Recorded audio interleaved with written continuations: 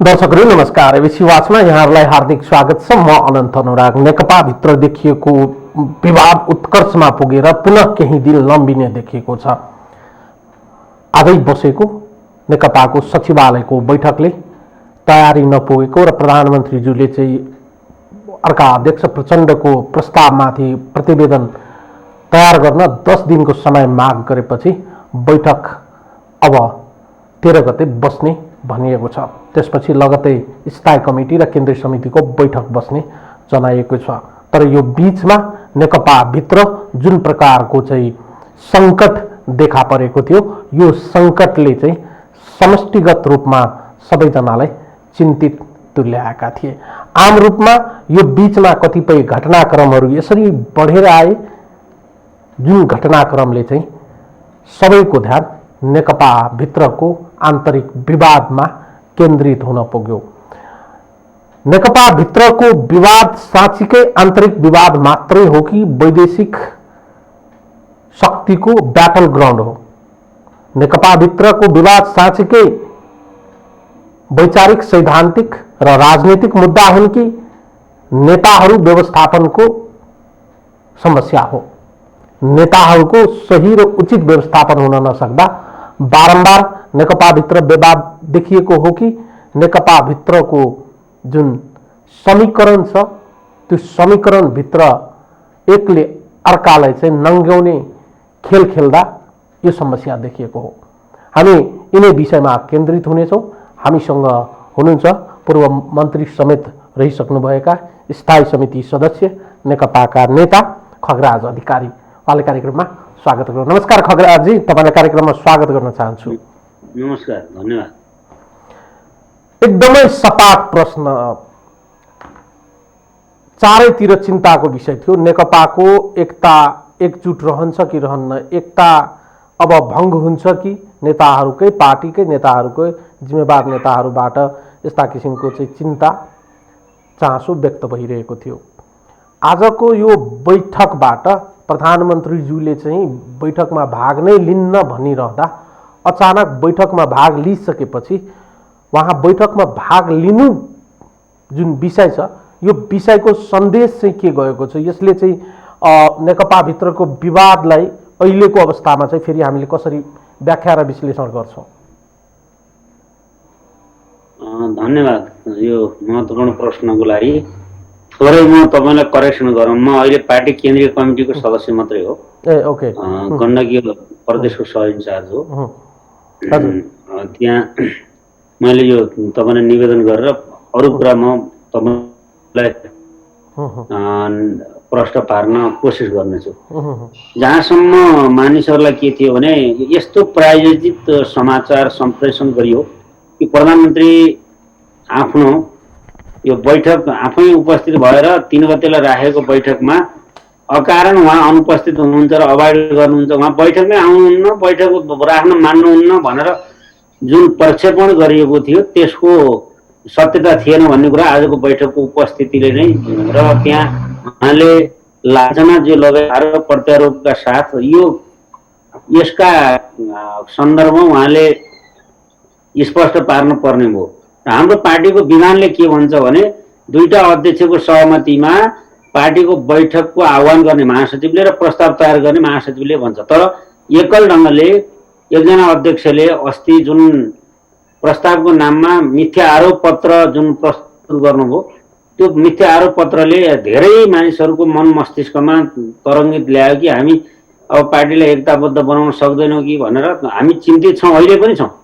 तर यसले के देखाउँछ भने हाम्रा नेताहरू आन्दोलनलाई एकताबद्ध गराउन, उहाँहरूले आन्दोलन हाँक्न, आन्दोलन एकताबद्ध बनाउन, पार्टी एकीकरण गर्न जुन महत्त्वपूर्ण भूमिका खेल्नुभयो उहाँहरूलाई हामी धेरै धन्यवाद दिन चाहन्छौँ। तर यो एकता बचाइराख्न नसक्ने र पार्टीको अन्यत्रको विधानभन्दा अरू कम्युनिस्ट पार्टीको परम्परागत विधानभन्दा हाम्रो विधान फरक छ।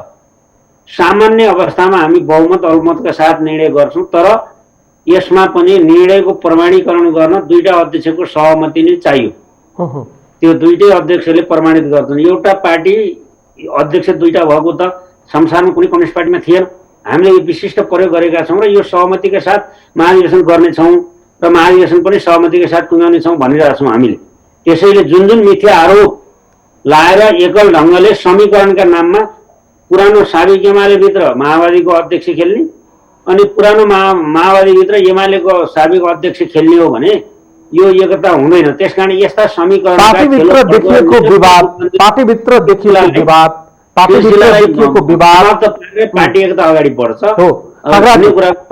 खगराजी, पार्टीभित्र देखिएको विवाद, त्यसपछि प्रचण्डजीको प्रस्ताव र त्यसपछि 3 गते तोकिएको, आज तोकिएको बैठकको समयावधिको बीचमा जे जस्ता गतिविधिहरू एक किसिमको चाहिँ प्रोक्सी वार जस्तो देखियो नेता, दुई समूहका नेताहरू बीचमा, यसरी हेर्दा प्रधानमन्त्रीज्यूले चाहिँ बैठकलाई छल्ने प्रयास गरेको जुन चाहिँ समाचारहरू सम्प्रेषण भयो, बाहिर आयो, साँच्चीकै उहाँ बैठक छल्न खोज्नु भएको थियो। यो संकेत चाहिँ उहाँकै नजिकका मान्छेहरूले जुन प्रकारले सामाजिक सञ्जालमा चाहिँ आफ्ना मतहरू अभिव्यक्त गरे त्यसबाट प्रष्ट भएको थिएन र भने?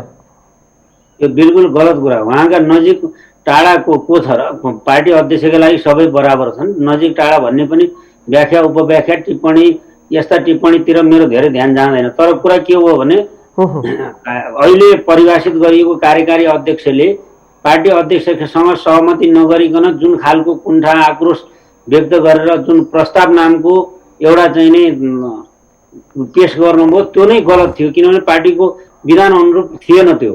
केपी ओलीले गरे पनि बेठेको हो, उहाँले गरे पनि बेठेको, त्यो गर्न मिल्दैन थियो। त्यो एकदम स्पिड विपरीत थियो। अब जे परोस् भन्ने ढङ्गले जानै सकिँदैन, पाइँदैन, जाने छुट छैन, त्यो भन्न खोजेको मैले। त्यसैले कसले के नजिकको टाढा भनेर तपाईँहरूले गरिदिने व्याख्याका प्रति मेरो केही टिप्पणी छैन। हामी सबैका मेरो व्यक्तिगत चाहिँ यसमा मेरो आफ्नो भनाइ छैन। तर मेरो बुझाइ के हो, आम रूपमा सामाजिक सञ्जालमा वा समाचारमा के आयो भने प्रधानमन्त्रीज्यू लगायतका समूहले, उहाँसँग नजिक भएका मान्छेहरूले जसरी भए पनि आजको बैठक चाहिँ छल्ने प्रयासमा हुनुहुन्थ्यो, तर चौतर्फी दबावपछि उहाँ चाहिँ बैठकमा जानु बाध्य हुनुभयो। यो बिल्कुल सफेद झुट कुरा। किनभने यो हिजो मात्रै मैले अब हामी केही साथीहरू छलफल गरेका थियौँ। हामी दुईटै अध्यक्षलाई हामी हाम्रा कुराहरू राख्ने अभियानमा छौँ। हिजो संयोगले प्रधानमन्त्रीसँग हाम्रो भेट भएको थियो र उहाँले बैठकमा जाने कुरा त उहाँले प्रष्टै भन्नुभएको थियो। अनि यो कुरा चाहिँ नि अतिरञ्जना साथ व्याख्या गरेर बैठक नामको बैठक हुनु पर्यो। बैठक एउटा अध्यक्षले राखेर बैठक हुँदैन। त्यस कारणले हामी यतिजनाले गऱ्यौँ। आजै वामदेव कमरेडले भन्नुभयो नि यस्ता मिथ्या आरोप पहिला फलानाले लगाउनु भएको थियो, अहिले तपाईँले लगायो, यो चाहिँ गलत कुरा हो। कम्युनिस्ट आन्दोलन, विश्व कम्युनिस्ट आन्दोलन सबभन्दा निर्मम कुरा हो भनेर उहाँले आज भन्नुभयो भन्ने सुने मैले, मिडियामा त्यो पनि आएको छ। त्यस कारणले यो के हो भने यो एक खालको अस्थायी खालको कुनै स्वार्थ साधनाका निम्ति गठबन्धन गर्ने काम गरेर अहिले हाम्रो पार्टी चल्दैन। हाम्रो पार्टी त एकता सहमतिका बुँदाहरू खोजेर जाने, मतविरोध छन् भने सिद्धान्तमा हुनु पर्यो। अब हाम्रो सिद्धान्त के हो? हाम्रो सिद्धान्त जनताको बहुदलीय जनवाद हो या 21औं शताब्दीमा जनवाद हो, या हामीले नेपालको समाजवादको मोडेल कस्तो बनाउने हो, हामीले नेपालको अर्थतन्त्रलाई कसरी यसको आयतनलाई बढाउने हो, निर्यात आयातको सन्तुलन, भुक्तानी सन्तुलनलाई कसरी कायम गर्ने हो, राष्ट्रिय उत्पादकत्व वृद्धि कसरी गर्ने हो, उत्पादन वितरणमा समन्वयिक सिद्धान्तका आधारमा सार्वजनिक स्वामित्व कसरी कायम गर्ने हो, उत्पादकत्व वृद्धि कसरी गर्ने हो, कोभिड-19 विरुद्ध कसरी लड्ने हो, हाम्रो भूभागभित्र भएका वैदेशिक फौजहरूलाई कसरी हामीले पठाउने हो, हटाउने हो, यसतर्फ हाम्रो ध्यान केन्द्रित हुनुपर्ने ठाउँमा हामीले जुन विवाद गरिरहेछौँ। अब एउटाले पार्टी काममा केन्द्रित हुने, अर्कोले चाहिँ सरकारको काममा केन्द्रित हुने भनेर हामीले भदौ 26 गतेको बैठकबाट स्थायी कमिटीले कार्यदल बनाइकन सर्वसम्मत रूपमा जुन म्यान्डेट बनाएको छ त्योभन्दा यताउति हुने बित्तिकै हामीले दुर्घटना निम्त्याउँछौँ। त्यसको मूल आधारै त्यही हो। त्यसलाई खण्डित गर्ने, त्यसलाई चाहिँ अवमूल्यन गर्ने शीर्ष तहबाट जो बा हामी कार्यकर्ताबाट जोसुकैबाट भए पनि त्यो कुरा निन्दनीय छन्, खण्डनीय छन्। हामी एकताको सूत्र खोल्न चाहन्छौँ र एकताको बाटो नै हामी अहिले सिङ्गो राष्ट्र एकताबद्ध हुनुपर्ने छ, सिङ्गो नेकपा एकताबद्ध हुनुपर्ने छ र यो राष्ट्रबाट विदेशी फौज हटाउनु पर्ने छ। अनि यस्तो बेलामा जब वार्ताको प्रारम्भ भएको छ यही बेलामा हामी चाहिँ यस्ता किसिमका असन्तुष्टिहरू जाहेर गर्छौँ, यस्ता किसिमका समीकरणहरू बनाउँछौँ भने हामी तपाईँले अहिले पृष्ठभूमिमा भनेको शब्दप्रति म त्यति आकर्षित त छैन। हामी हाम्रै आन्तरिक कारणले नै विवाद हो, तर बाह्य शक्ति हामीलाई यस्ता आन्तरिक विवादमा खेल्दै खेल्दैन भन्न म बिस्तारै त्यो विषयमा हामीले ध्यान पुर्याउनु भन्ने कुरा म निवेदन गर्नु। म त्यो विषयमा बिस्तारै आउला। मेरो फेरि मूलभूत प्रश्न के हो भने प्रधानमन्त्रीज्यू चाहिँ अहिलेको चाहिँ सचिवालय बैठक बोलाउनै तयार हुनुहुन्न थियो। 5 जना सदस्यहरूले चाहिँ पत्र लेखिसकेपछि बल्ल तल्ल उहाँ दबावमा आएर यो बैठक बसाउनु भयो, बैठक छल्ने प्रयास पनि गर्नुभयो भन्ने उहाँहरूको आरोप रह्यो। आरोपका बीचमा प्रधानमन्त्रीज्यूले नै अर्का अध्यक्षलाई चाहिँ स्पष्टीकरण सोध्ने शैलीमा चाहिँ प्रश्नहरू तिर्स्याएपछि सुरुवात त उहाँबाटै भएको हो भन्ने आरोप जुन छ, यो आरोपलाई चाहिँ कसरी खण्डन गर्नुहुन्छ? यो आरोपको लागि आरोपसँग हामीलाई कुनै सरोकार पनि छैन। एक अर्को कुरा, यस्तो बैठकको लागि तयार जसलाई जे मन लाग्छ त्यही बेला बैठक हुन्छ, एउटा मान्छेले भनेर हुँदैन, 2टा अध्यक्षको सहमति चाहियो। अनि किन बनाएको त्यो विधान अनुसार पुराना कमिटीहरू हामीले के बुझ्यौँ भने पुरानो माओवादी केन्द्रको पृष्ठभूमिकाले माओवादीको विधान जस्तो अध्यक्षले आदेश गरेपछि हुने जस्तो नेकपा एमाले अब चाहिँ नै एमालेको विधान जस्तो भनेर हामीले बुझाएको छौँ। यो गलत बुझायो। हाम्रो यो एमाले पनि हामीले सकेर, माओवादी केन्द्र पनि सकेर नेकपा बनाएको, नेकपा विशिष्ट वैधानिक व्यवस्था अनुसार चलेको पार्टी हो। त्यसकारण हामीले जानेको सर्वज्ञ हो र हामी सम्पूर्ण कुरा जानेका छौँ भन्ने कुरा नै गलत हो। सही कुरा के हो भने नेकपाको वर्तमान विद्यमान विधान अनुसार चल्नु पर्यो। हामी कम्युनिस्ट रह्यौँ कि रहेनौँ, या कम्युनिस्ट पार्टीको परम्परागत विधान अनुसार हामी चल्यौँ कि चलेनौँ भनेर बहस गर्न सकिन्छ, तर त्यो महाधिवेशनमा मात्रै टुङ्गो लाग्छ। तर हामीले 2टा अध्यक्षले बनाइदिएको सचिवालय हो, 2टा अध्यक्षले बनाइदिएको थाई कमिटी हो, 2टा अध्यक्षले बनाइदिएको केन्द्रीय कमिटी हो। त्यसकारण हामी आफै अब के एउटा अधिकार हामीले के दियौँ भने हिजो निर्वाचित उपाध्यक्ष पनि हुन् भनेर आज सामाजिक सञ्जालमा कोही कसैले गरेको टिप्पणी सुन्छु म। हो, उपाध्यक्ष पनि हुन्, महासचिव पनि हुन्, सचिवहरू पनि हुन्, तर कुरा के हो भने अब हामीले ती बैठकले के निर्णय गर्यो भने तपाईँहरूले जे जसलाई कमिटीमा राख्नुहुन्छ, जस्तो बनाउनुहुन्छ त्यसका लागि म्यान्डेट तपाईँहरू एकता गर्न, तपाईँलाई सर्वाधिकार दियौँ भनेर एमालेको सर्वोच्च निकायले भन्यो, माओवादी केन्द्रको सर्वोच्च निकायले भन्यो, 2 अध्यक्षले बनाउनु भयो। अनि त्यसमा त हामीले कसैलाई विरोध गरेन। बरु मेरो पोजिसन मिलेन, म पहिलो र दोस्रो हुनुपर्ने, तेस्रो र तेस्रो भयो भन्ने जस्ता गुनासा त रहे। तर हामी जो जहाँ छौँ, जे जिम्मा पायौँ हामीले ठिक छ भनेर हामी आजका मितिसम्म 2.5 वर्षसम्म भने अनि हामीले अनि चित्त नबुझेपछि किचौलो मात्रै गरिरहने अधिकार हामीलाई छैन। जुन हामीले गरिरहेका छौँ त्यसमा पनि सचिवालय बढी आजै सचिवालयमा एउटा प्रस्ताव आयो भने मैले सुने, सचिवालय खारेज गरौँ, राजीनामा दिउँ भनेर। सचिवालय नै यसको निम्ति बाधक जस्तो देखियो। थाई कमिटीले समस्या समाधान गर्ने, सचिवालयमा गएर अड्किने, केन्द्रीय कमिटीले सर्वसम्मत रूपमा दोस्रो बैठकले निर्णय गरेर चैतको 25 गतेदेखि महाधिवेशन गरौँ भनेर। अनि त्यसका निम्ति एकीकरण काम 1 महिना 15 दिनमा सकौँ भनेर, तर गर्दै नगर्ने। अनि त्यसमा परिभाषित गरेर के गरियो भने सङ्गठनको काम एउटा अध्यक्षले गर्ने, पार्टी सरकारको काम अर्को अध्यक्षले गर्ने। पार्टीको कामको जिम्मा लिएकोले सरकारको डे टु डे काममा चित्त बुझ्यो कि बुझेन भनेको छ, चित्त बुझाएको छ, सफल गराएको छ, त्यसपछि किचौलो जिज्ञासा छ। हुनसक्छ सरकारमा सञ्चालन गर्नेले पनि पार्टीको काममा कतै त्यस्तो बाधा अवरोध भयो कि, तर अलग कुरा हो, त्यो बारेमा छलफल गर्न सकिन्छ।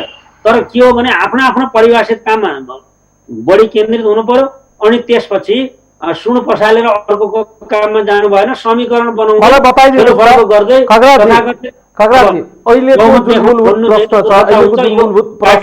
राष्ट्रिय एकताको सामाजिक एउटा चाहना विपरीत हुन्छ। त्यस्तो काम गर्न कसैले कोसिस गर्नु आवश्यक छैन, यो गरेर साध्य पनि चल्दैन। खगराजजी, भादो 26 गते तपाईँहरूले स्थायी कमिटीबाट जे चाहिँ निर्णय गरेर जे चाहिँ पार्टीको आन्तरिक चाहिँ निर्देशिका जुन जारी गर्नुभयो त्यसअनुसार चाहिँ कार्यकारी अध्यक्ष अलङ्कारिक मात्रै हो? कार्यकारी अध्यक्षले बैठक बोलाउनै नहुने, कार्यकारी अध्यक्षले बैठक नबोलाउने हो भने उहाँलाई कार्यकारी जिम्मा किन दिएको? बैठक बोलाउने भनेको गुटको बैठक कसैले बोलाउनु पाइँदैन। सहमतिमा बैठक गर्ने भने मूल विधानले भनेकै छ त। अनि बैठक यति गते एजेन्डामा राख्नु पर्यो। अनि खल्तीका झिकेर आरोप पत्र लगाएपछि त्यो सहमतिको प्रस्ताव भयो। आरोप पनि कस्तो आरोप भने ती एकदम मिथ्या, बिल्कुल कसैलाई कम्युनिस्ट हो कि होइन भनेर अर्को अध्यक्षले वा अरू कसैले टिप्पणी गर्न सकिन्छ। यत्रो आन्दोलनमा जीवन उत्सर्ग गरेर आएकोलाई प्रचण्ड कम्युनिस्ट होइन भनेर कसैले भन्न सक्छ? केपी ओली प्रचण्ड होइन भन्न, के अरे कम्युनिस्ट होइन भन्न सक्ने अधिकार कसैलाई छ? यो आन्दोलनले निर्माण गरेको व्यक्तित्वहरू हुनुहुन्छ उहाँहरू। त्यसकारण राष्ट्रवादी हो कि होइन, यो कोही कतै अर्जी हालेर अनि कुनै चाहिँ भारतीय जनता पार्टीको सरकार हुँदा पिएमओ अफिसमा कसैलाई सेक्सन अफिसरलाई अर्जी हालेर हामी तपाईँको हित विपरीत काम गर्दैन भन्न आएको व्यक्तित्वले चलाएको पार्टी हो र यो।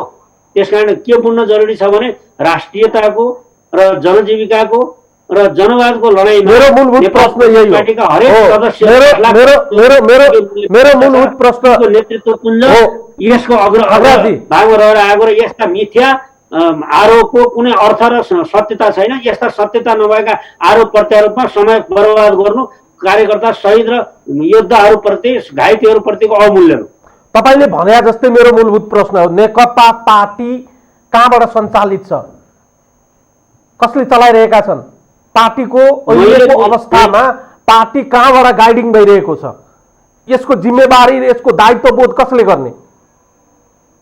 मैले बुझेको त नेपाल कम्युनिस्ट पार्टी किसान, मजदुर, महिला, मेहनतकश जनता, पछाडि परेको जनता, आदिवासी र सप्रेसनमा परेको जनसमुदायको मूल आधार स्रोत यही हो, आन्तरिक स्रोत नै हो। कुनै पार्टीहरू विदेशबाट सञ्चालित होलान्, तर अहिले पछिल्ला घटनाक्रमका सूचनाहरू हेर्दाखेरि अर्को पार्टीको मान्छेसँग बसेर अब कुनै मालिगाउँमा होला, कुन आँगनमा होला, कुन पिँढीमा होला, कुन पाटनमा होला, कुन पार्टीमा होला, कुन पौवामा होला, यस्ता बैठक भयो भन्ने सुनेको कुरा सत्य हो भने हामीलाई बाह्य शक्तिले कहीँ न कहीँ प्रभावित गरेको छैन भन्न सकिँदैन। अहिले हामी आन्तरिक एकता बलियो बनाएर संविधान संशोधन गरौँ र मुलुकबाट 58 वर्षपछि वैदेशिक फौजहरू हाम्रो ठाउँमा छन् हटाउनु पर्छ भनेर वार्तै गर्न सकेनौँ भने वार्ताको प्रारम्भ गरौँ। फलानु आएर हुँदैन भनिदियो अर्का देशको, त्यहाँसम्म विवाद गरौँ।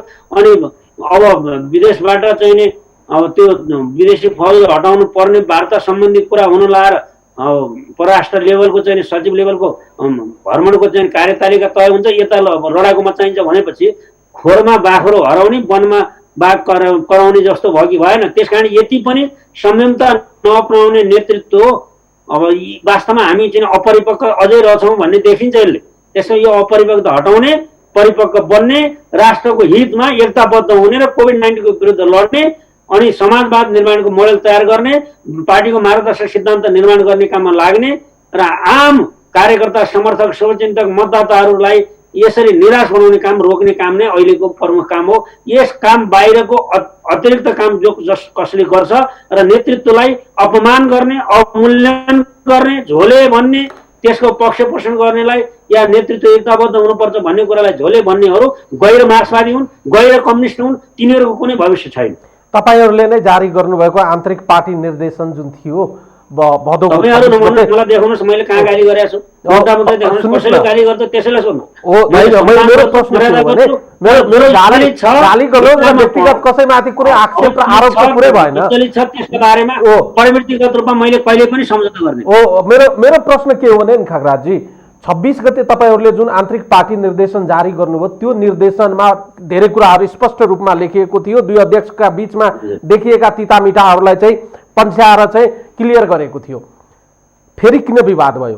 त्यो भदौ 26 गतेको आन्तरिक पार्टी निर्देशनलाई चाहिँ कसले मानेनन्, त्यसकारणले चाहिँ आजको यो विवाद सिर्जना भयो र यो विवाद यो सङ्कटको अवस्थामा पुग्यो। यो वास्तवमा यो विषय बनाउनु पर्ने विषय नै होइन, मूल रूपमा त्यसैमा थियो। मन्त्रीमण्डल पुनर्गठन गर्ने भनेको थियो, पुनर्गठनको काम सकिएन, 3टा मन्त्रालय खाली गर्ने भनेको थियो। स्वयं प्रचण्ड कमरेडले नै विष्णु पौडेललाई अर्थमन्त्री बनाउने भन्ने कुरा गर्नुभयो। अनि त्यसपछि कृष्ण गोपाललाई मन्त्री बनाउने कुरा त ठिक हो भन्नुभयो। अनि त्यसपछि एकचोटि चुनावमा मतगणनामा तलमाथि भइगयो। अब अर्कोचोटि जितेर आउनु भएको छ, लीलनाथलाई बनाउने भन्दा उहाँले सहमति जनाएरै जानुभएको हामीले प्रश्न बुझेका छौँ। राजदूतको नियुक्तिको सन्दर्भमा अब युवराजलाई यहाँ नराखौँ, उहाँलाई अमेरिका राजदूत बनाइदिउँ भनेर कमरेड प्रचण्डले नै भन्नुभयो। अनि त्यसपछि मुख्य सचिवको सन्दर्भमा के गर्ने भन्दा त्यो त मिलाउनै पर्यो भन्नुभयो। समावेशी हुनुपर्दा डाक्टर निर्मल सुनार आउनुभयो। अब यसमा पनि मिलेन भने बरु छलफल गर्न सकिन्छ। अरू कुरा त केही भएकै छैन 26 गतेपछि यता। त्यसमा चाहिँ नि एक रफा दफाका साथ छलफल गर्नु भएको छ 2टा अध्यक्षले। अनि उहाँले चाहिँ फोटो खिचेरै लानु भएको छ, उहाँले यी मान्छे गर्ने भने अनि त्यसपछि सचिवालयका सदस्यहरूलाई दिनुभएको छ। अनि त्यसपछि अब यसो गर्दा गर्दै पनि यसलाई असहमतिको विषय बनाउनु छ भने त्यो पनि छलफल गरेर गर्न सकिन्थ्यो। र यो नै बाहिरै बवन्डरै गर्ने गरे जुन किसिमले आयो यो धेरै राम्रो भएन। यसलाई कोर्स करेक्सन गर्नेतिर जानुपर्छ, भदौ 26 मा जानुपर्छ।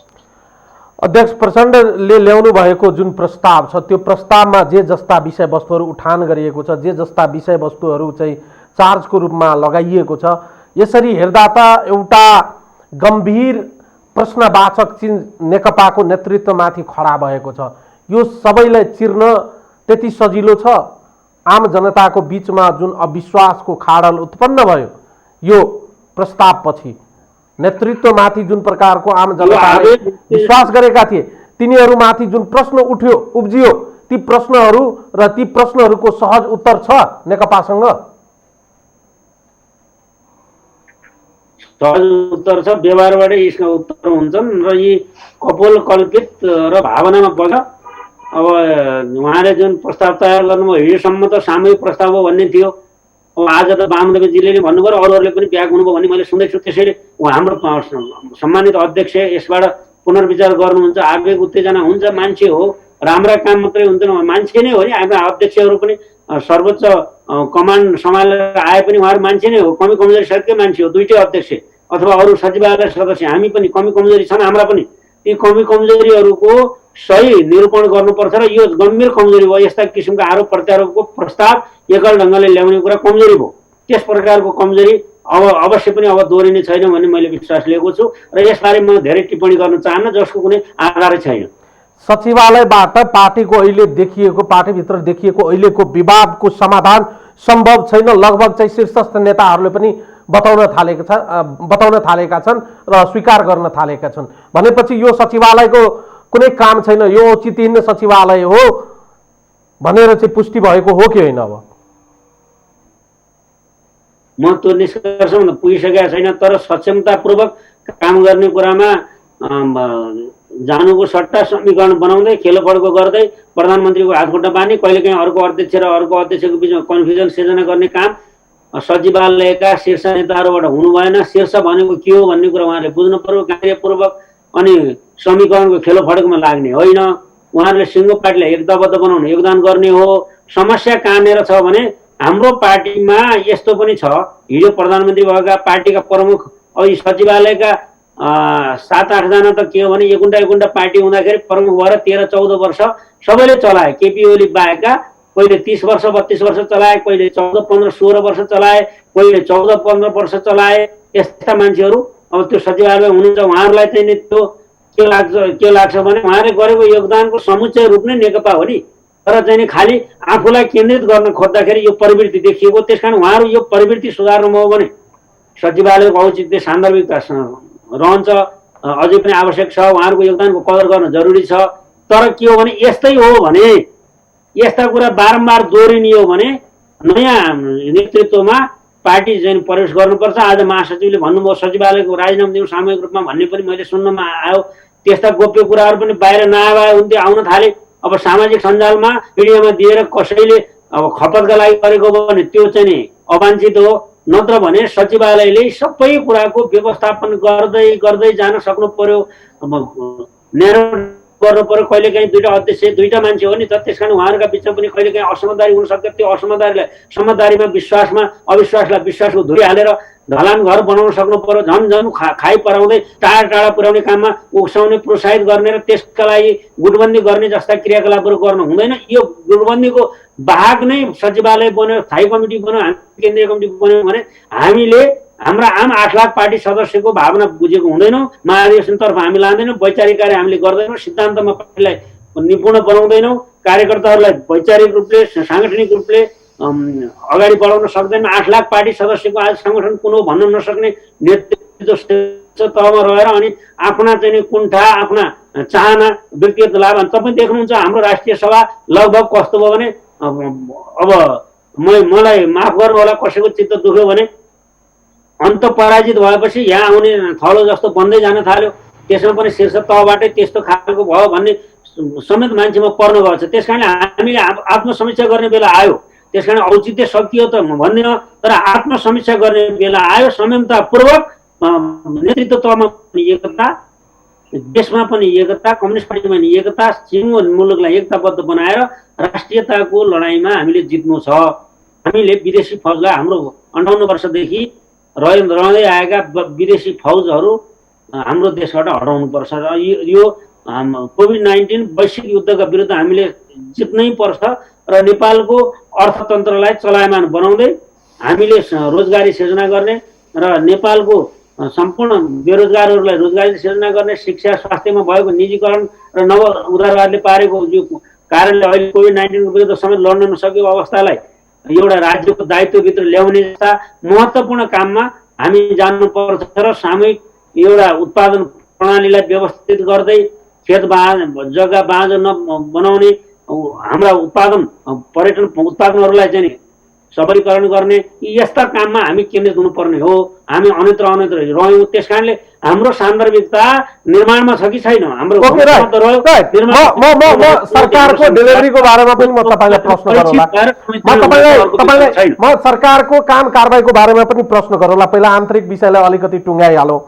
पछिल्लो समय जुन प्रकारले पार्टीभित्र आरोप प्रत्यारोप, पत्र आदान प्रदान र नेताहरू बीच जुन दोहोरी देखा परे र कार्यकर्ता पंक्तिमा जुन चाहिँ एक किसिमको चाहिँ एक अर्कामाथि आक्षेप र आरोप लगाउने काम भयो, यी सबै विषयवस्तुहरू हेर्दा 2-2.5 वर्ष अगाडि तपाईहरूले जुन धरातलमा टेकेर पार्टी एकता गर्नुभएको थियो, मलाई बताइदिनुहोस् यो जति पनि विषयवस्तुहरू चाहिँ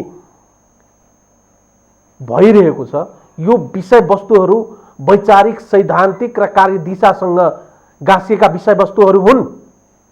कम्युनिस्ट पार्टीभित्र त यी विषयवस्तुहरू विचारसँग, सिद्धान्तसँग, कार्यदिशासँग, कार्यक्रमसँग जोडिएका विषयवस्तुहरूमा चाहिँ विवाद हुनुपर्ने, सङ्घर्ष हुनुपर्ने, तपाईहरू बीचमा चाहिँ बहस हुनुपर्ने। तर यी जति पनि आरोप प्रत्यारोपहरू, आक्षेपहरू लागेका छन्, यी विषयहरूको धरातल यथार्थ विचारसँग, सिद्धान्तसँग, कार्यक्रमसँग, आम जनतालाई सेवा दिने विषयसँग सम्बन्धित छ। तपाईको अत्यन्तै मार्मिक प्रश्न छ। आम कार्यकर्ताहरूले एकता चाहेको केका लागि हो भने अब आवधिक निर्वाचन, विधिको शासन, शक्ति पृथकीकरणको सिद्धान्त, अब शक्ति पृथकीकरण सिद्धान्त अनुसार कार्यपालिका, न्यायपालिका, व्यवस्थापिकाको आफ्नो काम, सङ्घीयता, समानुपातिकता, समावेशिता जस्ता जुन मूल्य मान्यताका साथ हामी अगाडि बढ्यौँ र त्यसलाई कार्यान्वयन गर्दै जाँदैछौँ। कानुन निर्माणका प्रक्रिया गर्दै जाँदैछौँ। विकास निर्माणले पनि गति तीव्र लिँदै थिए, कोभिडले हामीलाई हस्तक्षेप गर्यो। और यस्तो बेलामा नयाँ आशा र उत्साहका साथ अब हामी अगाडि बढिरहेका थियौँ। र त्यही कुरालाई हुनसक्छ सरकारले राम्रा काम गर्दै पनि पार्टीले त त्यसलाई अनरसिप लिएन र व्यापक रूपमा कार्यकर्ता पंक्ति परिचालित भएन, किनभने कमिटी निर्माण भएका छैन। स्थानीय तहले पनि स्थानीय त संहिता नभएको भए के हुन्थ्यो होला। अहिले कोभिड-19 को विरुद्ध क्वारेन्टाइन, आइसोलेसन जस्ता काममा या चाहिँ मान्छेको उपचारका क्रममा या अब भेन्टिलेटरको कुराहरू भन्नुहोस् या हाई फ्लो अक्सिजनको व्यवस्था ठाउँ ठाउँमा पुर्याउने कुरा, आइसोलेसन वार्डहरू गाउँपालिकामा बनाउने कुराहरू सम्भव हुन्थेन होला नि। संघीयताले त त्यत्रो घर घरमा सरकार छ भन्ने त अनुमति दिलाए मात्रै होइन कि साँच्चै नै थियो। त्यस कारणले यस्तो गतिका साथ काम भइरहेको कुरालाई अनरसिप लिन सक्ने काम हामीले गर्न सकेन। हाम्रो कमजोरी रह्यो, पार्टीको कमजोरी रह्यो। सरकारले पार्टीलाई त्यो ठाउँसम्म ल्याउन सक्ने कुरामा तहका सरकारहरूको पनि कमजोरी अवश्य रहे। तर मूल रूपमा सरकारले ठिक काम गरेको छ। समाजको आधारहरू निर्माण गर्न, पूर्वाधार निर्माणको कुरा या सफ्टवेयर हार्डवेयर डेभलपमेन्टको कुराहरू जुन काम रहेको छ त्यसलाई पार्टीले 2 वर्ष पहिले त हामी केन्द्रीय कमिटीको दोस्रो पूर्ण बैठकले त मूल रूपमा सरकारले गरेका राम्रा कामहरूको पक्षपोषण गरेका छ। केही कमी कमजोरीहरूका सन्दर्भमा यसरी एमसीसीको बारेमा चाहिँ कार्यदल बनाएर अध्ययन गरेर अगाडि बढ्नुपर्छ समेत भनेको छ नि त। त्यसकारण पार्टी केन्द्रीय कमिटीले यसलाई अनरसिप लिने अनि त्यहाँभन्दा माथितिर गएर खलबलिने भयो के हो। त्यो अनरसिपलाई तल कमिटीसम्म पुर्याउने काम भएन, अड्के हो। त्यो अड्काउने काम हुँदाखेरि तपाईँले भनेको गम्भीर प्रश्नहरू हामीतिर तेर्सिएका छन्। यो प्रश्नको उत्तर हाम्रो व्यवहारले बाहेक अरूले दिन सक्दैन। यो सैद्धान्तिक बहस, छलफल, नेपाल निर्माणको काम अहिले चाहिँ हरेक मान्छे दिनौँ मृत्युको वरण गरिरहेका छन्। उपचारको समस्या छ, स्वास्थ्य कर्मीहरू सङ्क्रमित छन्, उपचार दिनुपर्ने छ। यस्तो बेलामा औषधिको, सामग्रीको, जनशक्तिको अभाव छ। यसमा पो हामी केन्द्रित हुनु पर्यो। सिँगै 8 लाख पार्टी सदस्य त्यसमा परिचालित गर्नु पर्यो, जनसङ्गठनहरू त्यसमा परिचालित गर्नु पर्यो। यहाँ त युवा, अब विद्यार्थी, अन्य जनसङ्गठनहरू एक आपसमा आरोप प्रत्यारोप, सामाजिक सञ्जाल रङ्गभूमितिर हामी केन्द्रित छौँ। यो त हाम्रा निश्चित कमजोरी छन्। तपाईँले उठाएको प्रश्न गम्भीर हो। त्यस कारणले योले अराजकता बढाएको छ। यो समय अराजकता बढाउने काम कहाँबाट भयो भन्दा शीर्ष तहबाटै अग्लो ठाउँबाट लड्दा चोट बढी लाग्छ, होचो ठाउँबाट लड्दा चोट कम लाग्छ। त्यसैले अर्कै ठाउँबाट शीर्ष ठाउँबाटै कमजोरी देखिएको हुनाले हामीले यो व्यथितिको विरुद्ध लड्न सकेका छैनौँ। जति उचाइका साथ लड्नु पर्थ्यो, तपाईँले उठाएको प्रश्न गम्भीर छ। अब यसलाई कोर्स करेक्सन गरेर समय छैन हामीलाई, तुरुन्तै हामी कोर्स करेक्सन गर्ने, एकताबद्ध बनाउने सिङ्गो पार्टीलाई। किनभने हामी दुईटा पार्टी मात्रै होइन, अरू कम्युनिस्ट पार्टीहरूलाई समेत मूलधारमा समाहित गर्ने र आवश्यक अनुसार नेतृत्व हामीले त्याग गर्दै उहाँहरूलाई समेत नेतृत्व पुञ्जमा ल्याएर कम्युनिस्ट आन्दोलन एकताबद्ध बनाउने, सिङ्गो राष्ट्रलाई एकताबद्ध बनाउने काममा पो हामी लाग्नु पर्यो। त्यसका निम्ति संयन्त्रहरू निर्माण गरौँ, छलफल बहस सुरु गरौँ, हाम्रा सैद्धान्तिक बहसहरू कहाँ के हुनुपर्ने हो, जनजीविका या जनताका चाहिँ नि आमूल परिवर्तनका कुरामा कहाँ के बहस गर्नुपर्ने हो, छलफल गर्नुपर्ने हो, कार्यक्रम कस्तो बनाउनु पर्ने हो, नीति कार्यक्रम कस्ता बनाउनु पर्ने हो, ती नीति कार्यक्रममा अपर्याप्तता के छन्, हाम्रो कम्युनिस्ट पार्टीको घोषणापत्र चुनावका बेला के तिनलाई परिपूर्ति गर्ने, तिनलाई कार्यान्वयन गर्ने, विपक्षीसँग पनि हामीले सद्भाव र सहयोग लिएर कसरी अगाडि बढ्ने, यसतर्फ हामी केन्द्रित हुनुपर्छ। र अब यो यति समय हामीले जनताले जो साथ समर्थन दिइरहेछन् यो समय दिँदैन। त्यसैले हामी जनता समक्ष विनम्रतापूर्वक आत्मालोचित हुँदै नयाँ उचाइका साथ हाम्रो एकीकरणलाई बलियो बनाएर जानुको विकल्प छैन। ओके, म अर्को प्रश्न तिर्सी आउँछु। अहिले चाहिँ सबैको ध्यान केन्द्रित भएको छ।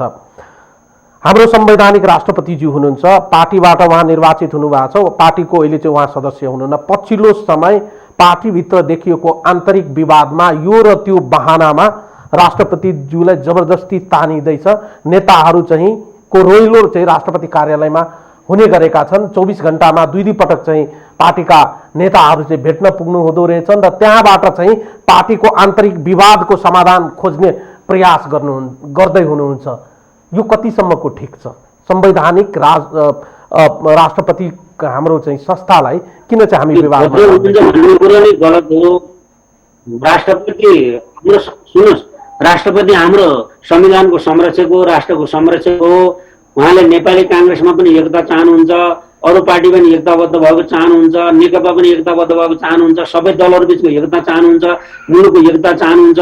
राष्ट्रपतिले गर्ने संरक्षणको काम यही हो। राष्ट्रपतिसँग भेट्न गएको पार्टीको आन्तरिक अन्तर्गत समाधान गरिदिनुहोस् भन्ने गरेर रङ्गीन चाहिँ समाचार रङ्गीन बनाउनु कुनै अर्थ र औचित्य छैन। शङ्का त किन नगर्ने, शङ्का किन नगर्ने खगराजी? यता चाहिँ बाख्रा पाउने हराउने, उता स्याल पनि कराउने, एकैपटक त हुँदैन नि।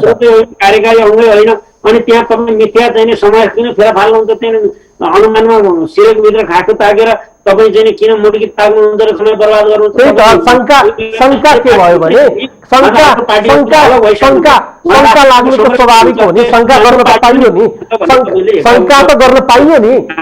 शङ्का किन नगर्ने? 24 घण्टामा दुई पटक भेट हुँदा विषयवस्तुसँगको गाम्भीर्यता जुन चाहिँ विषयवस्तु अहिले विवादका बहसका विषयवस्तुहरू काम गर्नु आफ्नो भुवाको सन्दर्भमा तपाईँले चासो राख्नु, सबैलाई धन्यवाद छ भने चियापानमा बोलाउनु भयो त। यस्तै यस्तै काम गर्ने त हो राष्ट्रपतिले, संरक्षकको काम गर्ने भनेको। त्यसमा किन चिन्ता लिनु पर्यो? बौद्धिक जगत मिलाइलो भन्नु साँच्चै त कसैले राखेको छैन नि, यो त अनुचित कुरा हो। आम बौद्धिक जगतले के भनिरहेका छन् भने 24 घण्टामा दुई पटक चाहिँ प्रधानमन्त्रीज्यू भेट्नुहुन्छ, पार्टीभित्र चाहिँ एक किसिमको किचुलो छ, अर्का अध्यक्ष पनि चाहिँ राष्ट्रपतिज्यूलाई भेट्नुहुन्छ, अन्य नेताहरू पनि भेट्नु हुँदो रहेछ, राष्ट्रपतिज्यूको आन्तरिक पार्टीभित्रको विवादको बारेमा चासो व्यक्त गर्नु हुँदो रहेछ, नेताहरूले प्रष्टीकरण दिनु हुँदो रहेछ भन्नेसम्मको समाचारहरू त बाहिर आयो नि। यो समाचारलाई खण्डन गर्ने पार्टीको आन्तरिक विषयको बारेमा केही कुरै भएको छैन भन्ने बारेसम्म पनि उहाँहरूले बताउनु भएको छैन। यी समाचारमा पूर्ण सत्यता छैन। दुई, अब पूर्व प्रधानमन्त्रीहरू वर्तमान प्रधानमन्त्री र राष्ट्रपति राष्ट्र प्रमुखसँगको संवाद छलफल कति घण्टामा हुने, कति मिनटमा हुने, कति सेकेन्डमा हुने भनेर संविधानमा लेखाएको छ, अनि भेट्नै नपाइने भनेर कहीँ लेखाएको छ। अनि यस्ता कुराको कुनै टिप्पणीको अर्थ छ? त्यसकारण यस्ता टिप्पणी प्रति तपाईँ समय बर्बाद नगर्नु। खालि के हो भने सामान्य राष्ट्रपतिले चासो राख्नु, हाम्रो पार्टी पनि एकताबद्ध होस् भनेर उहाँले चासो राख्नु भने संरक्षकको भूमिका अदा गर्नुभएछ, धन्यवाद। मलाई त्यसमा थाहा छैन, त्यो सत्यता हो भन्ने पनि मलाई थाहा छैन, किनभने मलाई त्यसप्रति रुचि पनि छैन, चासो पनि छैन। राष्ट्रपति त अभिभावक हो नि। त्यस कारणले हामी सबै बिचको समाजको बिचको, जातिको बिचको, लिङ्गको बिचको, भेग भूगोलको बिचको, पार्टीका नेताहरूको बिचको एकता त राष्ट्रपतिले चाहन्छ नि। त्यो सामाजिक सद्भाव, सामाजिक एकता, राष्ट्रिय एकता राष्ट्रिय संरक्षकले त्यो चाहन्छ। त्यसमा स्वाभाविकै मान्नुपर्छ। हामीले अन्यथा उहाँलाई शान्ति राखेर हाम्रो पार्टीको विवाद मिल्छ क्या? त्यो त हुँदै नहुने कुरा कि या आन्तरिक विवाद भइ नै रहन्छ। उहाँले भनिदिएर हामी त्यसो हो भने त उहाँप्रतिको सम्मान पो हो त। हाम्रो काम त हामीले गरिरहेको छौँ, उहाँको काम उहाँले गरिरहनुहुन्छ। त्यसो हो भने त यही अहिलेकै विवादको बिचमा छिमेकी मुलुकका दूतहरू, छिमेकी मुलुकका चाहिँ इन्टेलिजेन्सियाका वरिष्ठ अधिकारीहरू, छिमेकी मुलुकका चाहिँ राजदूतहरू चाहिँ सँगको भेट पनि पार्टीको आन्तरिक विषयसँग केही सम्बन्ध राखेन रहेछ। हामी यसरी बुझ्नुपर्छ। यो विश्लेषण अत्यन्तै हल्का र सतही, असत्य र भ्रमपूर्ण मात्रै हो। के हो भने हाम्रो पार्टी कसले एकताबद्ध बनाइदिएको र हामीले बनाएका हौँ नि, हामीले बनाएको, हाम्रो नेतृत्व तहले बनाएको। मैले अहिले तपाईँलाई निवेदन गरिसकेँ। हाम्रो पार्टीको बिचको विवादको दुनियाँलाई हामीले हाम्रो आन्तरिक विवादमा कसैलाई प्रवेश गर्न दिनु। हामीले त्यत्रो शान्ति प्रक्रिया, सशस्त्र सङ्घर्ष, 10 वर्ष जनयुद्धको र यत्रो शान्ति प्रक्रिया त हामी आफैले समाधान गरेर दुनियाँलाई चमत्कार देखाएका छौँ भने हाम्रो पार्टीको आन्तरिक अन्तर्गत कुनै अमुक देशको राजदूतले मिलाइदिन्छ भन्ने र यस्तो टिप्पणी गरेर रङ्गीन समाचारलाई रङ्गीन बनाउने र त्यसैको खपत गरेर आफ्नो विचार निर्माण गर्ने, सङ्गठन निर्माण गर्न कसैलाई रहर छ भने उहाँले त्यो मुराद पुरा गर्नुहोस्। हामीलाई हाम्रो पार्टी एकताबद्ध बनाइदिएको, विवाद मिलाइदिएको कोही कसैले होइन, हामी नै गर्छौँ। हामी यो समाधान गर्न सक्छौँ, हाम्रो पार्टीलाई एकताबद्ध बनाउन सक्छौँ। कसैले शुभेच्छा राख्छन् भने धन्यवाद छ। हामी त्यसको उहाँ हाम्रो सहयोगी, हाम्रो धन्यवाद छ। उहाँहरूको कारणले न हाम्रो पार्टी एकताबद्ध रह्यो न फुट्छ। मैले यो प्रश्न अर्को तरिकाले तपाईँलाई सोध्छु। नेकपा भित्रको आन्तरिक विवादमा वैदेशिक शक्तिहरूको चासो बढेर गएको छ कि छैन, खेलिरहेका छन् कि छैन? तपाईँले के अब्जर्भेसन गर्नुभएको छ? चासो चाहिँ हाम्रो कम्युनिस्ट पार्टीको एकता र मजदुर, किसान, महिला, पिछडी परेको जनता, आदिवासी, दलित समुदाय बिचको एकता र राष्ट्रिय एकतालाई नचाहनेहरू, नेपाललाई सधैँ अस्थिर चाहने प्रवृत्ति त सधैँ छ नि। यो त प्रवृत्ति र वैचारिक लडाइँ पनि हो। त्यो प्रवृत्ति त सधैँभरि काम गरिरहेकै होला होइन। त्यसले देशी विदेशी शक्ति केन्द्रहरू धाएको पनि होला। त्यो सूचनाले त्यही भन्छ। तर कुरा के हो भने तपाईँ ढुक्क साथ म के भन्न सक्छु भने हाम्रो पार्टीको आन्तरिक विवादमा वैदेशिक शक्तिको चासो होला। त्यसले कहीँ न कहीँ ब्याकअप गर्न पनि खोज्यो होला। तर हामी आन्तरिक कारणले एकताबद्ध भएका हौँ। हामी एकताबद्ध हुन सकेनौँ भने प्रधान कारण आन्तरिक नै हुनेछ। त्यस कारणले यसमा पनि विचार सिद्धान्तले एकताबद्ध भएका हौँ। हामी कसैको अनुहार हेरेर, कसैलाई मन पराएर हामी एकताबद्ध भएका होइनौँ। हामीले सिद्धान्तको कारणले अब हाम्रो बाटो समाजवाद निर्माणको आधार तयार गर्ने, समाजवाद बनाउने हो। नेपाली मोडेलको समाजवाद निर्माण गर्ने। त्यसो हो भने आवधिक निर्वाचनमा विधिको शासनतर्फ हामी गइसक्यौँ भने दुईटा पार्टी किन चाहियो भने हामीले एकताबद्ध बनाएका भने अहिले कुनै अमुक नेताको स्वार्थ साधना भएन, कुण्ठा भयो, अनि उसले यता फर्केर बोल्यो, उसले उता फर्केर बोल्यो, उसले नमस्ते गरेन, उसले अब सम्मान गरेन भन्ने कुण्ठालाई हामी कार्यकर्तालाई खेलौना बनाएर, भर्याङ बनाएर त्यो कुण्ठा पुरा गर्ने मुराद नेताले पनि नसक्दा हुन्छ। हामीलाई चाहिएको राष्ट्रिय स्वार्थ हो। गजबको भएको छ नि, गजबको भएको छ नि। त्यो स्वार्थ पुरा खगराजी पार्दै जाने। यसबाहेक दायाँ बायाँ अब अरू सोच्न सकिँदैन।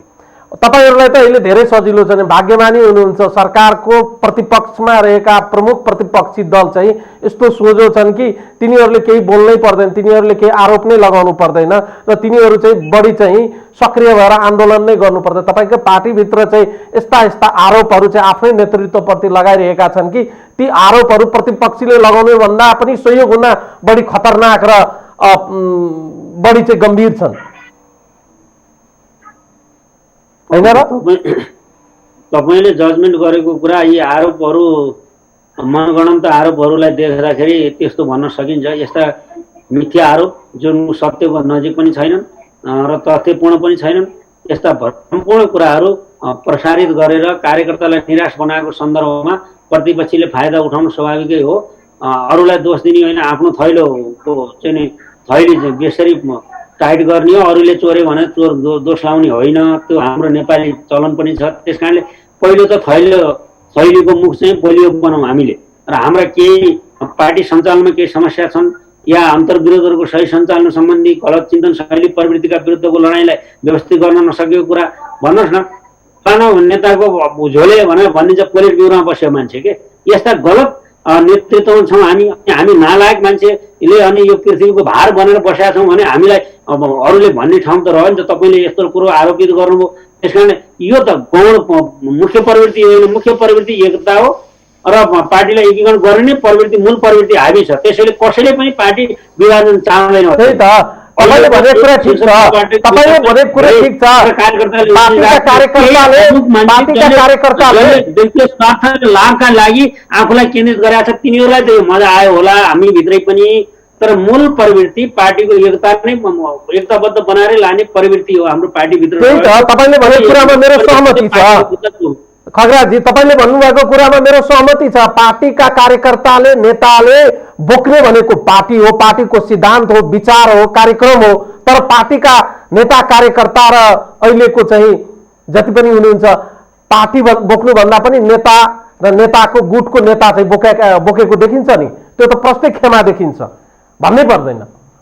बोल्दा लेख्दा व्यवहार शैली सबै देखिन्छ, त्यो नेता बोकेको देखिन्छ, पार्टी बोकेको देखिँदैन। नेता जनता र कार्यकर्ताको देशको माग चाहिँ समग्र राष्ट्रको नेतृत्व गर्ने तहमा जाऊ भने हामी कहीँ त्यसरी अल्झ्यौँ भने त्यस्ता गलत कुराहरू सच्याउनुको विकल्प छैन। र यस्ता गलत कुरामा रुम लिएर बस्ने, आनन्द लिने, अरूको भर्सना गर्दा, अरूलाई गाली गलौज गर्दा, मिथ्या आरोप लगाउँदा आनन्द लिने प्रवृत्ति सेडिस्ट प्रवृत्ति हो, परपीडा प्रवृत्ति हो। यस्ता प्रवृत्ति गैर कम्युनिस्ट प्रवृत्ति हुन् र यी प्रवृत्तिहरू बेला बखतमा कम्युनिस्ट आन्दोलनमा 70-75 वर्ष पहिलेदेखि देखिँदै आएका हुन्। मनमोहनको विरोध गर्दा पुष्पलाल खुसी हुने, पुष्पलालको विरोध गर्दा मनमोहन खुसी हुने पनि देखिएकै हो। र यस्ता प्रवृत्तिका विरुद्ध हामी अग्राह भएर आइसकेका छौँ। अब यस्ता प्रवृत्तिमा हामी रमाउने पनि छैनौँ। हाम्रो गन्तव्य क्लियर छ, हामी एकताबद्ध रहन्छौँ, एकताबद्ध रहेर नै समस्याको समाधान गर्छौँ। गलत प्रवृत्ति, चिन्तन शैली प्रवृत्तिको खण्डन गर्छौँ। हामी निर्ममतापूर्वक सम्झौताहीन आन्दोलन गर्छौँ र वैचारिक पाटोलाई नै प्रधान दिन्छौँ, नीति नै प्रधान भन्न जान्छौँ। र विशिष्ट अवस्थामा दुई अध्यक्षको सहमति अहिलेको विशिष्ट अवस्था हो र विशिष्ट अवस्थालाई हामी सामान्य अवस्थामा महाधिवेशनपछि परिणत गर्छौँ र सिङ्गो कम्युनिस्ट आन्दोलन एकताबद्ध बनाउँछौँ। मूल प्रवृत्ति यही हो। त्यसैले आउँछ अब, किनभने हेर्नुहोस् हामी द्वन्द्ववादी हौँ। अब सँगसँगै हुन्छ, प्लस माइनस हुन्छ र विद्युत चार्ज हुन्छ। अब जङ्गलमा हरिताल र निर्मसीसँगै हुन्छ। हरिताल खाइयो भने विष हुन्छ, त्यसलाई औषधि मूल्य चाहिँ निर्मसीले गर्छ। त्यसकारण हाम्रो पार्टी एकता हुँदा र अहिले पनि हिजो पनि विभिन्न समूहमा हुँदा पनि यस्ता गलत चिन्तन शैली प्रवृत्तिका विरुद्ध हामीले अविच्छिन्न आन्दोलन गर्दै सङ्घर्ष गर्दै त्यो लडाइँ लड्दै यहाँसम्म आएका हौँ भने हामी यसलाई व्यवस्थित गरेर अगाडि बढ्छौँ। तपाईँ ढुक्क हुनुहोस्, हामी एकताबद्ध हुने प्रवृत्तिलाई नै जिताएर छाड्छौँ। ठिक छ, एकदमै तपाईँले भनेको कुरा चाहिँ त्यस्तै हो।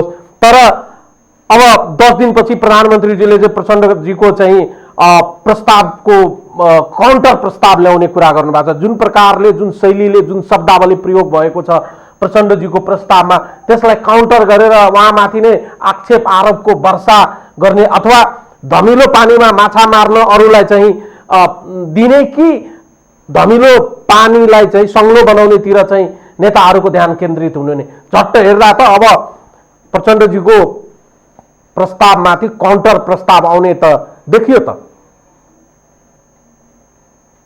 यो काउन्टर प्रस्ताव आउनु पर्ने स्थिति नबन्ला त्यतिखेरसम्म नेतृत्व कुल टाइम पनि आफूलाई कुल गर्ने समय पनि हो र अब ठिक छ, अब सहमतिकै विषय पनि आउन सक्छ नि। त्यस्तो तपाईँले एउटा मात्रै त्यसरी नै हेर्नुहोस् न, यो बिचमा अथवा संयमतापूर्वकै अब त्यसको जवाफ पनि होला या प्रष्ट रूपमा आउला। किनभने यो आरोप मैले लगाएको आरोप ठिक भएन भने महसुसीकरण पनि होला, त्योतिर तर्फ पनि जान्छ नि। किनभने उहाँहरूसँग हिजो वैचारिक सङ्घर्ष अलग पार्टीमा हुँदा पनि थियो अनि एकताको काम पनि सँगसँगै भएको थियो हाम्रो किनभने कमरेड प्रचण्डलाई कमरेड केपीले 2027-28 साल 36-37 सालदेखि पनि चिन्ह भएकै हो।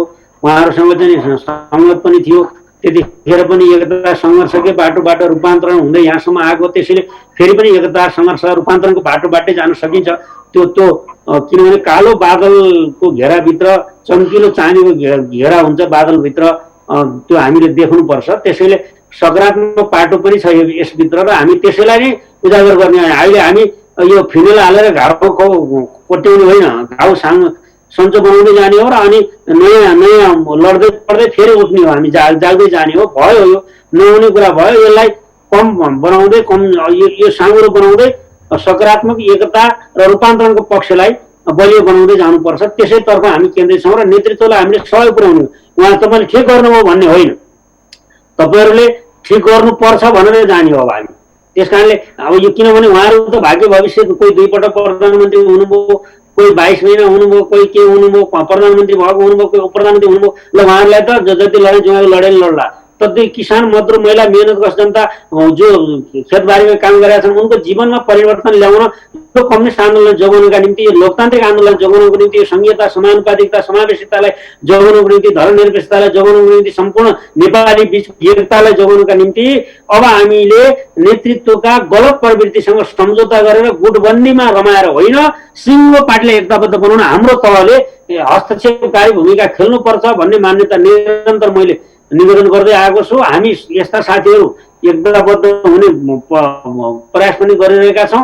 हामी महाधिवेशनमा जान्छौँ र महाधिवेशनमा यो नेतृत्वले आफूलाई सच्याउने काम गर्न सकेन भने उहाँहरूको ग्रेसफुल एक्जिट हुन्छ र नयाँ नेतृत्वले यो आन्दोलन हाँकेर जान्छ। तपाईँ ढुक्क हुन्छ। ओके, भनेपछि तपाईँले जुन एउटा सङ्केत गर्नु पर्यो 13 गतेको जुन समय तोकिएको छ, यो भनेको यो बिचमा पार्टीभित्र देखिएको विवादलाई चाहिँ कुलिङ पिरियडको रूपमा चाहिँ हामी लिनुपर्छ। यो कुलिङ पिरियड हो पार्टीभित्रको विवादलाई सहज बनाउनको लागि, ठिक गर्नको लागि।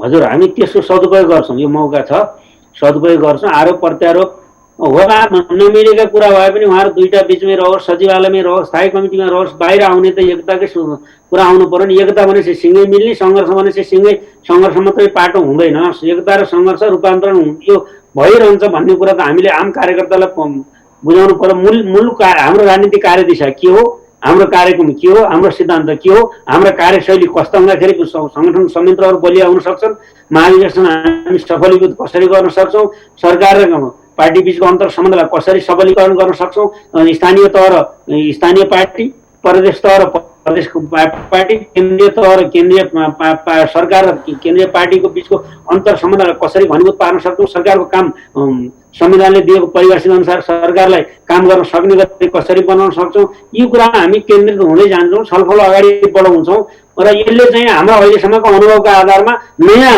एउटा संस्कार संस्कृति र उचाइमा हामी हाम्रा अन्तर्विरोधहरूको सुसञ्चालनलाई सुव्यवस्थित गर्दै जान्छौँ। अन्तर्विरोधहरूका सम्बन्धमा मार्क्सले लेख्नुभएका 10वटा प्रवृत्तिहरू पनि छन्, 30 सैद्धान्तिक मार्गदर्शन छन्। हाम्रो देशमा हामीले आन्तरिक अन्तर्विरोधहरूको सञ्चालन सम्बन्धी कुराहरू हामीले सिकेका पनि छौँ। अब थियो, अब रुसमै पनि थियो होइन, टार्टेस्की र लेनिनका बिचमा पनि अन्तर्विरोध थियो सरकारै हुँदा पनि। त्यस कारणले ती सबै कुराबाट पाठ सिक्दैछौँ। हाम्रो देशमा पनि यस प्रकारको प्रवृत्तिमा हिजो मातृका र चाहिँ बिपीका बिचमा पनि अन्तर्विरोध थिए, कृष्णप्रसाद भट्टराई र जीपी कोइरालाका बिचमा अन्तर्विरोधहरू देखिए। यी अन्तर्विरोधहरूका नकारात्मक पाटाहरू त छँदैछन्, सकारात्मक सुसञ्चालनका सकारात्मक पाटाबाट पनि हामी देशभित्रबाट पनि सिक्न सक्छौँ। त्यस कारणले हिजै पनि आफ्नै पार्टी अब 9 महिनामा हाम्रो पार्टीका अध्यक्ष प्रचण्डको सरकार ढाल्ने काम भयो होइन। अब त्यो यस्ता कुराहरू हामीले ढलनाथको सरकार पनि लामो समय रहेन, हामीले त्यो देखेका छौँ। माधव नेपालको सरकार हामीले देखेका छौँ, त्यसमा चाहिँ पार्टीको तर्फबाट झलनाथले माधव नेपालको सरकार ढाल्न चाहिँ कोसिस गरेको पनि हामीले देखेका छौँ। यस्ता धेरै अनुभव हामीले हेर्दै आएको हुनाले अब त्यस्ता नकारात्मक पाटोहरू दोहोरिन नदिने गरी र नेतृत्व परिवर्तन बिचैमा गर्ने कोसिस भयो। माधव नेपाललाई फाल्न झलनाथ बामदेव कमलहरूले कोसिस गर्नुभयो, त्यसलाई चाहिँ केपी ओलीले ढाल बनाएर जोगाउनु भयो। यस्ता प्रवृत्तिहरू पनि हामीले देख्दै आएको हुनाले पार्टी नेतृत्व सरकार नेतृत्वको सन्दर्भमा पनि हाम्रा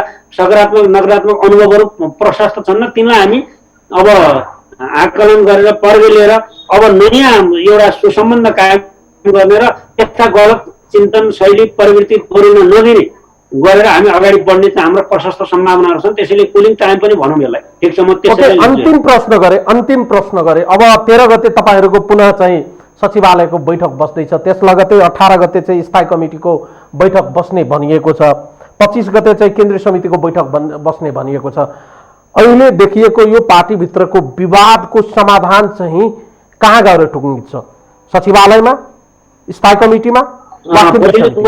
दुईटा नेताहरूको बिचमा अध्यक्षहरूको बिचको सहमति समीकरणका माध्यमबाट जो खलबलमी काम छ त्यसलाई बन्द गरौँ, त्यहाँबाट अन्डरस्ट्यान्डिङ हुनु पर्यो, अनि त्यसपछि प्रस्ताव तयार हुन्छ।